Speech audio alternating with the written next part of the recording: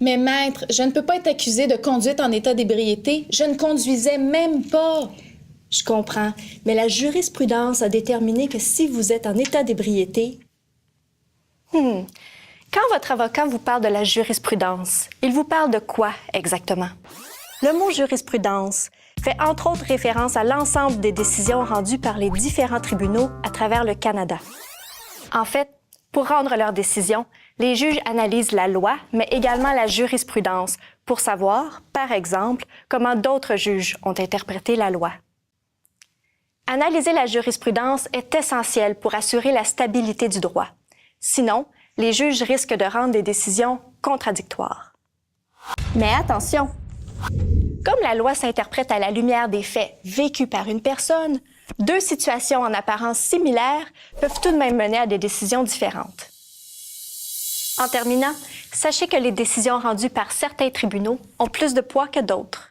Par exemple, les décisions rendues par la Cour suprême du Canada, le plus haut tribunal du pays, doivent être respectées par tous les autres tribunaux.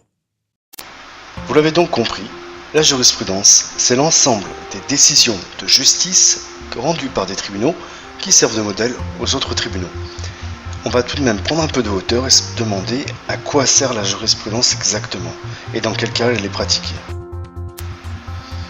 La véritable question qui convient de se poser est de savoir dans quel cas la jurisprudence est-elle créée.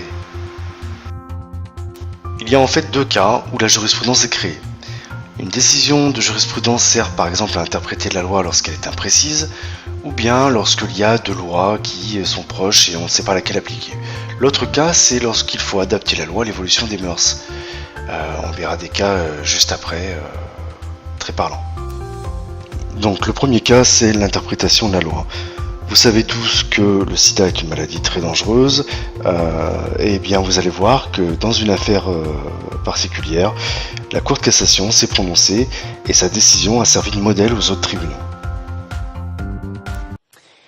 Ses victimes le comparent à un tueur en série. Christophe Morat, bientôt 41 ans, séropositif, conscient de son état, contaminateur et récidiviste. Son nouveau procès débute lundi. Vous allez entendre celle qui l'a croisée. Stéphanie, 21 ans, raconte comment il l'a séduite, ou Ange, la mère d'Aurore, contaminée à 18 ans et qui s'est suicidée. Sida, le procès reportage de Pauline Revenat avec Thibaut Dupont et Sophie Herbet. À l'approche du procès, Stéphanie, 21 ans, a le ventre noué.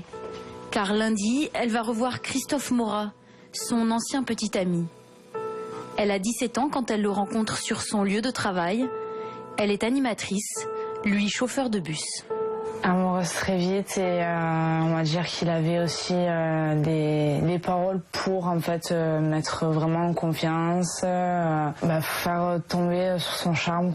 Leur relation dure quelques mois, jusqu'à ce qu'un collègue l'alerte sur le lourd passé de Christophe Morat. En rentrant à la maison, Stéphanie tape son nom sur Internet. C'est là qu'en fait j'ai découvert que comme quoi en fait il était porteur du sida et qu'il avait déjà eu en fait un procès par rapport à ça, qu'il a déjà été emprisonné et qu'en fait j'étais pas au courant du tout parce qu'il m'avait rien dit. J'ai passé une nuit assez horrible, mais pas dormi la nuit. J'ai fait que de lire tous les articles en fait tout le long de la nuit. J'en ai même vomi. Car voici ce qu'elle découvre. Christophe Morat, séropositif, condamné en 2005 à 6 ans de prison ferme pour avoir transmis sciemment le VIH, le sida, à 2 jeunes femmes qu'il fréquentait. 2 jeunes femmes dont Aurore, qui s'est suicidée, contaminée par son premier amour. Nous avons retrouvé sa mère. Elle se souvient d'un homme qui présentait bien et de sa fille, si amoureuse. Pour elle, c'était la liberté, c'était son premier amour, surtout le coup de foudre direct. Elle avait 18 ans, donc tout juste. Donc c'était la lune pour une fille, le prince charmant. Un homme plus âgé, avec qui elle se sent en confiance. Leur relation s'installe, dure 6 mois, ils font des projets ensemble. Mais dès le début, elle est contaminée. Les premiers symptômes apparaissent rapidement. Aurore tombe très vite malade. Ça commence avec les yeux, ça commence avec la peau. Elle tombait malade, systématiquement. Christophe oui. Morat, oui. Qui voit qu'elle est malade, qui s'est et qui fait rien. Qui ne dit rien. Non, il l'aide pas, il lui donne pas d'argent pour aller se soigner, il lui donne pas d'argent pour se nourrir, il la nourrit pas. Moi, je découvre tout ça. Je découvre tout ça. Alertée par l'ancienne compagne de Christophe Morat, qui connaît sa maladie, Aurore décide de faire un test. Elle découvre alors qu'elle est séropositive. Elle apprend en plus que son ex-petite amie a contaminé une autre jeune fille avec qui il la trompait. Ensemble, elles décident de porter plainte. En 2005, la justice leur donne finalement raison, une première en France. Pour administration de substances nuisibles suivies de mutilation ou d'infirmité permanente, Christophe Morat écope de 6 ans de prison et doit verser 230 000 € à chacune des 2 victimes. 6 ans de prison, libéré à mi-peine au bout de 3 ans. À sa sortie de détention, Christophe Morat change de région, refait sa vie dans le sud de la France, près de Toulon, et récidive. Qu'il ait recommencé, qu'il ait osé recommencer, ça, moi, je comprends pas. Là, je comprends plus. Là, il faut vraiment qu'il... à vie, hein. J'irai même plus loin, mais bon, je pense que je peux pas l'exprimer, ça. 6 nouveaux cas, 6 nouvelles plaintes. L'histoire semble recommencer avec le même mode opératoire. En tout cas, il y a une constante dans tout son parcours, c'est le mensonge à ses partenaires. Et vous avez des femmes qui sont tombées amoureuses de lui, qui vivaient avec lui, qui lui accordaient leur confiance et qui ont été trompées, non seulement par ces relations multiples qu'il leur cachait, mais aussi par cette exposition au risque particulièrement grave. Donc on est véritablement dans un abus de confiance. Manipulateur, séducteur, beau parleur, Christophe Morat parvient à convaincre ces jeunes femmes d'avoir des rapports non protégés.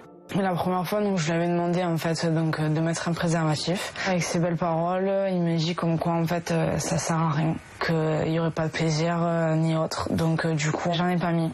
Et bon, maintenant avec le recul, j'aurais dû en mettre un. Alors comment Christophe Morat peut-il se défendre ? Son avocat met d'abord en avant un itinéraire chaotique.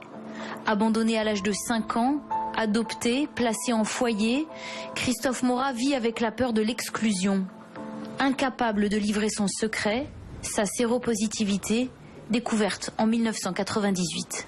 Il faut imaginer quelqu'un comme lui, emmuré dans sa peur de l'abandon, emmuré dans sa peur de l'exclusion, avoir à dire à quelqu'un avec qui il a des premiers contacts, avant même des contacts de nature sexuelle, des contacts. Imaginez pouvoir dire à un moment donné, je suis porteur du VIH.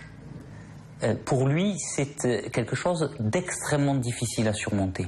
Il va essayer de repousser le moment où il devra le dire, où il sera contraint de le dire. Il va essayer de le repousser pour un instant vivre comme si le sida n'existait pas, comme s'il n'avait pas bousillé sa vie.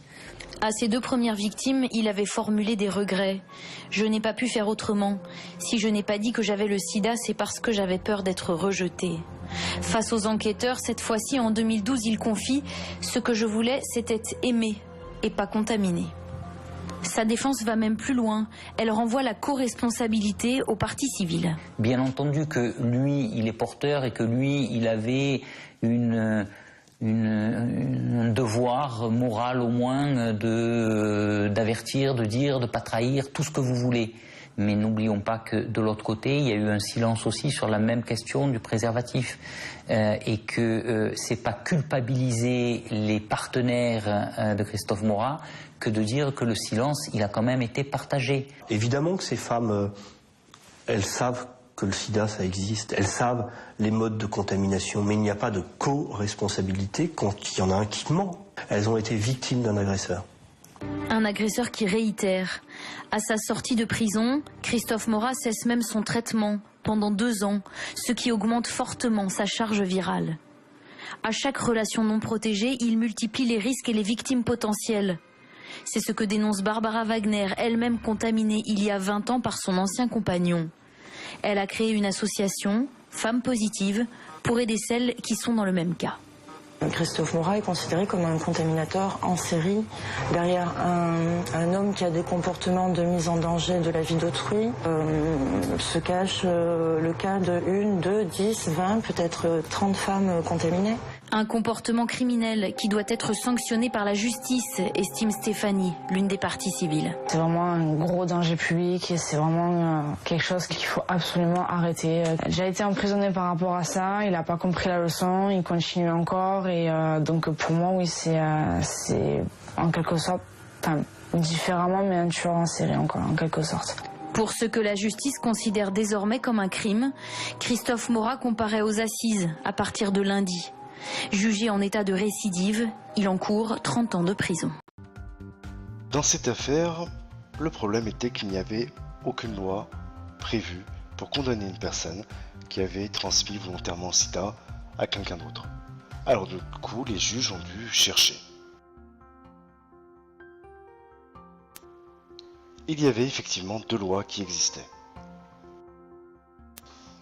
Alors, la première loi, c'est le crime d'empoisonnement qui punit 30 ans de prison et qui consiste en fait à porter atteinte à la vie d'autrui par l'emploi de substances de nature à entraîner la mort. Ça signifie quoi? Ça signifie que si vous administrez un produit mortel à quelqu'un, eh bien vous pouvez être condamné pour crime d'empoisonnement. La seconde loi dont disposaient les juges était le délit d'administration de substances nuisibles. C'est puni de 10 ans d'emprisonnement et ça consiste en fait à porter atteinte à l'intégrité physique ou psychique d'une personne. En gros, vous administrez une substance mais qui ne provoquera pas cette fois la mort, mais plutôt une infirmité. Pour résumer, les juges avaient donc 2 textes. Un qui prévoyait le crime d'empoisonnement, l'autre le délit d'administration de substances nuisibles. L'un était puni de 30 ans de prison, l'autre de 10 ans de prison. Mais pour le premier, il fallait que cela entraîne la mort, pour le second, il fallait que ça entraîne un fort handicap. Alors, il est vrai que le sida, dans les années 80, lorsqu'il a été découvert, était une maladie mortelle.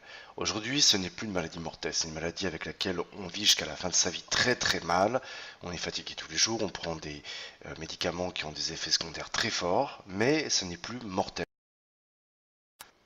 On ne vit plus, on ne profite plus de la vie, mais la mort n'est pas automatique. Donc la Cour de cassation a eu du mal à choisir entre les deux. Elle a finalement tranché pour le délit d'administration de substances nuisibles, parce que dans ce délit, l'administration de la substance entraîne une infirmité et non automatiquement la mort. La Cour de cassation a finalement tranché pour le délit d'administration de substances nuisibles puni de 10 ans de prison. Voilà un exemple typique d'interprétation de la loi. Le deuxième cas dont je vous parlais tout à l'heure, c'est l'adaptation de la loi aux mœurs. En effet, certaines décisions de jurisprudence en fait, apportent une nouvelle interprétation de la loi. C'est une adaptation plutôt de la loi en fonction de l'évolution de la société. Mais parfois, c'est aussi pour s'adapter à certains contextes. Par exemple, dans le monde du travail, il peut être interdit de faire certaines choses, mais parfois, il peut y avoir des exceptions. Or, la loi ne peut pas prévoir toutes les situations, donc il faut bien que la jurisprudence, les juges adaptent la loi aux situations.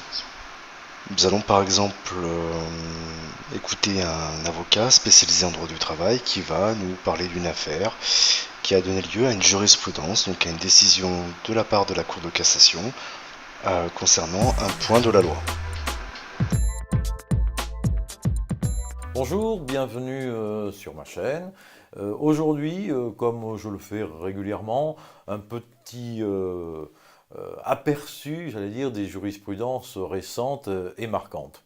Alors, notamment, une jurisprudence assez détonnante, j'allais dire, qui est du 13 juillet 2016 de la Cour de cassation, qui répondait à la question suivante, un peu abrupte: peut-on traiter son supérieur de connard? Alors, bien sûr, bon nombre d'entre vous ont déjà eu ces envies, ces velléités, mais est-ce que ce n'est pas dangereux? On peut évidemment, naturellement penser que si. C'est en fait la limite du droit d'expression. Et pourtant, en l'occurrence, la Cour de cassation a retenu que ce n'était pas forcément un motif de licenciement. Pourquoi? Parce qu'elle a pris en compte un certain nombre de faits dans l'arrêt précité, de faits qui étaient d'abord l'ancienneté du salarié avec un passé irréprochable et peut-être des tensions qui avaient été exacerbées aussi par le supérieur hiérarchique en question. Donc en réalité, la liberté d'expression, bien sûr, a ses limites et peut, si on excède ses limites, faire l'objet d'un licenciement, hein, mais c'est une question d'espèce, en réalité, nous rappelle la Cour de cassation, ça dépend des cas, ça dépend des situations. De même, elle avait jugé qu'un salarié qui avait aussi insulté un supérieur hiérarchique n'avait pas lieu d'être licencié parce que le supérieur hiérarchique avait lui-même insulté le dit salarié. Donc vous voyez bien que c'est une question d'espèce, il ne faut pas généraliser et il ne faut pas en prendre une habitude car ça pourrait être très sévèrement sanctionné, mais c'est encore une fois des cas d'espèce. Mais c'était relativement intéressant de voir que la jurisprudence tient compte des situations sur la liberté d'expression.